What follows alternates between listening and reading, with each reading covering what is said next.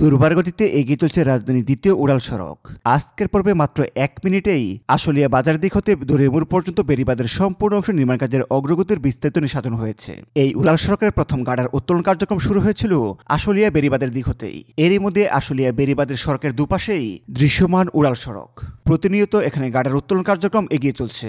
এই আশুলিয়া বেড়িবাঁধ অংশে 4 লেনের মূল এলিভেটেড এক্সপ্রেসের পাশাপাশি এলিভেটেড এক্সপ্রেসের দুপাশে 2 লেন করে 4 লেনের উড়াল সড়ক নির্মাণ করা হচ্ছে, যে সড়ক ব্যবহারে যানবাহনগুলোকে কোনো প্রকার টুল প্রদান করতে হবে না। আশুলিয়া বাজার থেকে দরিয়াপুর পর্যন্ত বিনা টুলে চলাচল করতে পারবে যানবাহনগুলো, তবে মূল এলিভেটেড এক্সপ্রেসের যানবাহনগুলোকে অবশ্যই টুল প্রদান করতে হবে।